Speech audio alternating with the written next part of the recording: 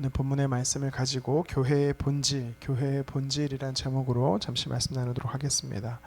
초대교회 때는요, 교회의 이름을 지을 때 그 지역의 이름을 따서 교회 이름을 명했습니다. 예를 들면 예루살렘에 세워진 교회를 예루살렘 교회, 안디옥에 세워진 교회를 안디옥 교회, 빌립보 교회 등 초대교회 7교회 모두가 다 그 지역을 따라 이름을 지은 것입니다.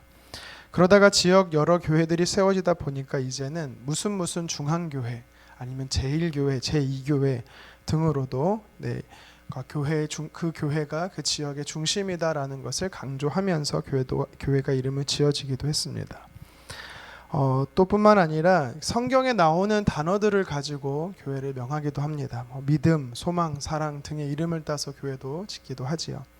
예전에 제가 아는 목사님께서 퇴계로 쪽의 교회를 개척을 하시면서 교회 이름을 지으셨는데 좀 이름이 좀 특이했습니다. 교회다운 교회.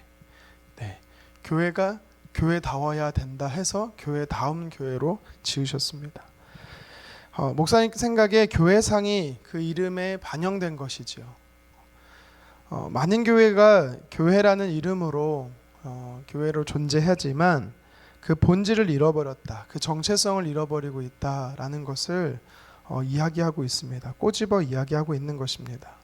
마태복음 5장 13절에 보면은 소금이 그 맛을 잃어버리면 아무 쓸데없어 다만 밖에 버려져 사람에게 밟힐 뿐이다라고 예수님이 말씀하셨습니다.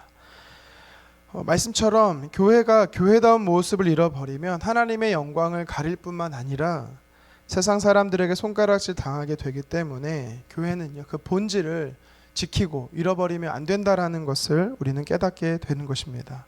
오늘 말씀에 보면 18절에 예수님께서 교회를 세우겠다라고 말씀하십니다. 우리 본문 18절 말씀 다시 한번 읽어보겠습니다.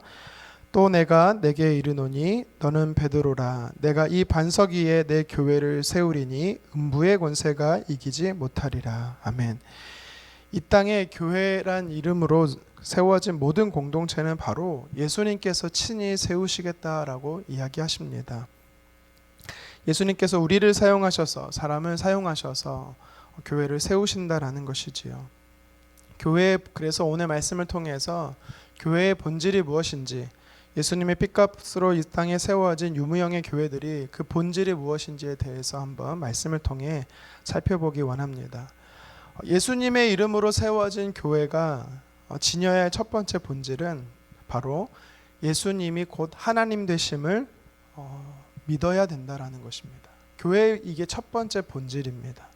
예수님이 하나님 되심은 교회가 추구해야 하는 본질이라는 것이죠. 13절에 예수님께서 제자들에게 한 가지 질문을 하시죠. 사람들이 나를 누구라 하느냐? 여기에서 인자를 누구라 하느냐라고 예수님 묻고 계십니다. 보통 예수님께서요, 자신을 소개할 때, 자신을 이야기할 때 인자, 그 뜻대로 해석하면 사람의 아들이라는 의미지만 이 인자의 뜻은요, 완전하신 하나님과, 그러니까 신성과 완전하신 사람, 인성을 함께 포함해서 쓸 수 있는 단어를 그 단어기 때문에 예수님께서는요, 인자라는 말을 쓰셨습니다. 그러자 제자들이 14절에 대답하기를 많은 무리들이 더러는 세례 요한, 엘리야 또는 예레미야 선지자 중에 하나로 예수님을 봅니다라고 대답을 하지요.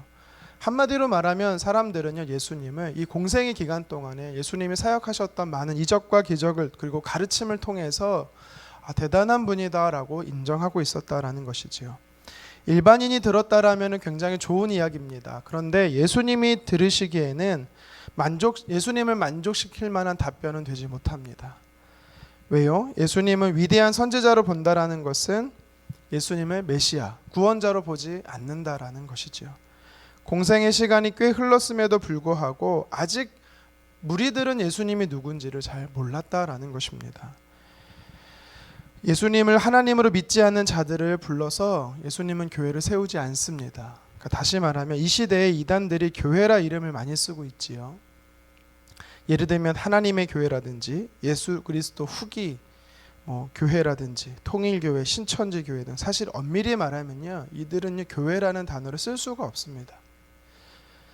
왜요? 이들의 이 예수님의 신성과 인성을 부분적으로 하나씩 부정한다거나 아니면 그 둘 다 부정하기 때문이죠. 예수님의 십자가의 죽으심도 부활도 믿지 않고 예수님이 성부 하나님 되심도 인정하지 않는 곳에는 교회라는 말을 쓸 수가 없다라는 거죠. 왜요? 예수님께서 친히 하나님 되심을 인정해야 그 고백 속에 예수님께서는 교회를 세우겠다라고 하셨기 때문입니다. 이어서 예수님은 15절의 본문의 15절에 보면 똑같은 질문을 제자들에게 합니다. 그렇다면 너희는 나를 누구라 하느냐? 자, 나서기 좋아하는 이 베드로가 16절에 고백을 합니다. 우리가 잘 아는 말씀입니다. 함께 읽겠습니다. 시몬 베드로가 대답하여 이르되 주는 그리스도시요 살아계신 하나님의 아들이시니이다. 아멘. 이 고백은 정확한 고백입니다. 물론 이 고백은 베드로만의 고백이 아니고 제자들의 고백을 대표로 해서 베드로가 했던 고백으로 이해하시면 됩니다. 이 고백 속에 예수님께서는 17절에 복되고 또 하나님으로부터 온 고백임을 예수님께서는 말씀하고 계십니다. 그리고 18절에 예수님은 그 고백 위에 교회를 세우시겠다라고 이야기하는 것이지요. 이 베드로가 말하는 주는 그리스도시요라는 고백은 예수님은 메시아 되십니다. 구원자 되신다라는 의미고 하나님의 아들이십니다라는 고백은 예전에도 말씀드렸다시피 그 고백은 유대적 표현으로서 당신이 곧 하나님이 되십니다라는 고백과 똑같은 표현입니다. 그렇기 때문에 베드로의 고백을 한마디로 말하면 예수 그리스도께서 살아계신 하나님이시다라는 것을 고백하고 있는 것입니다. 예수님은 이 고백 속에 교회를 세우시는 것이죠. 교회의 본질이 첫 번째 본질이 바로 이 고백이라는 것입니다. 남녀노소 빈부귀천은 달라도 베드로의 고백과 같이 예수님이 하나님 되신다라는 이 고백 속에 교회는 세워진다라는 것이죠. 사실 예수님께서 13절에 빌립보 가이사랴 지방에 이르러 이 질문을 하신 것을 우리는 중요하게 살펴봐야 됩니다. 이 가이사랴 빌립보, 때로는 빌립보 가이사랴라고 부르는 이 지역이 어디냐면 이 갈릴리 바다를 중심으로 북쪽으로 40km 정도 떨어져 있는 곳입니다. 본래 지명은 판네아스라는 지명으로 불려집니다. 그 지명의 이름의 뜻이 뭐냐면 당시 헬라 신인 판에게 바쳐진 동네라는 의미입니다. 그러니까 지역 자체의 이름 자체가 신에게 바쳐진 동네라는 뜻이에요. 그러니까 얼마나 많은 우상을 섬기는 지역이겠습니까? 심지어 당시 분봉왕이었던 헤롯은요, 이 지방에 가이사 신전을 세우기도 했습니다. 그래서 빌립보 가이사라는 이름이 불려진 것입니다. 이 지역이 많은 우상들이 세워졌던 지역입니다. 예수님께서는 이곳에 오셔서 이곳에서 우상이 득실득실했던 그 지역에서 물으신 겁니다. 예수님이 누구신가? 베드로가 고백하지요. 모든 우상은 거짓이고 오직 예수 그리스도만이 참 하나님 되시고 참 구원자 되신다라는 것을 선포한 것입니다. 우리는 예수님이 하나님 되시고 우리의 구원자 되심을 어디서 선포해야 합니까? 거짓 우상이 난무한 곳, 또 예수는 실패했다, 예수는 허구다라고 말하는 이 시대를 향하여서 거짓 증거자들의 고백이 난무하는 이 땅에 당당하게 베드로처럼 우리는 예수님이 하나님 되심을 선포해야 되는 것입니다. 바로 교회의 본질인 것이지요.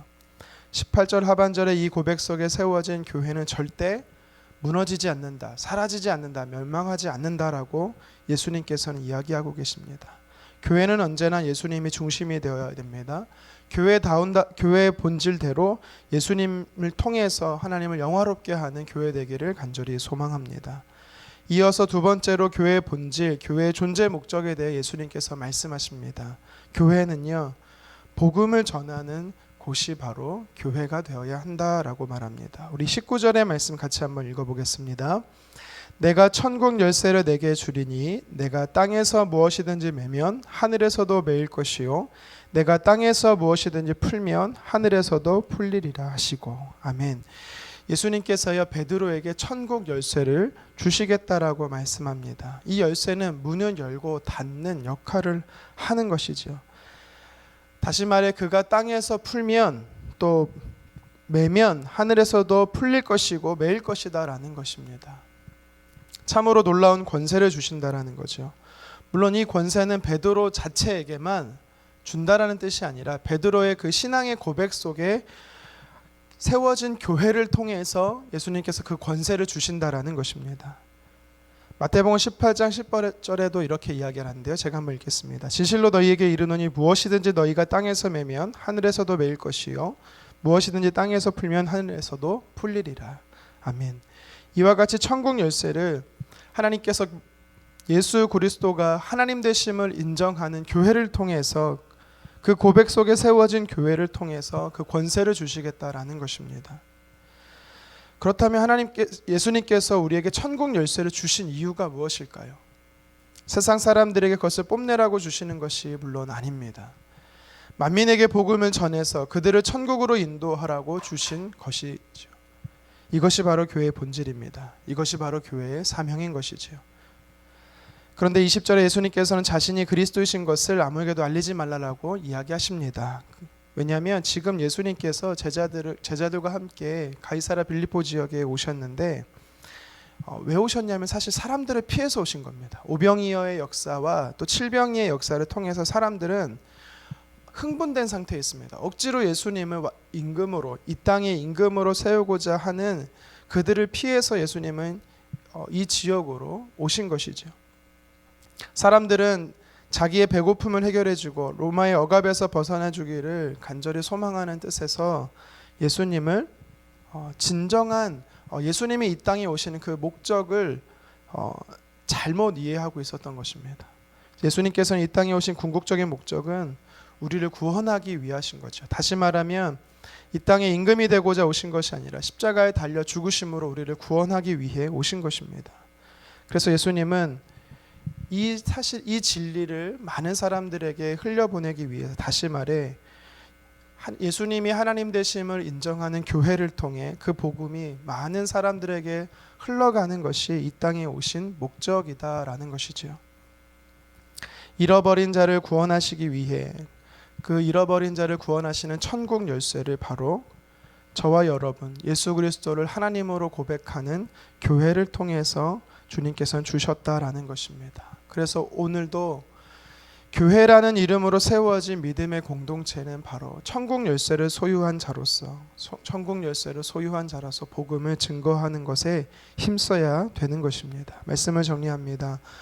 오늘 우리는 본문의 말씀을 통해서 예수님이 세우신 교회의 본질이 무엇인가에 대해 살펴봤습니다. 교회의 참 모습이 무엇입니까? 첫 번째는 예수님을 하나님으로 믿는 것입니다.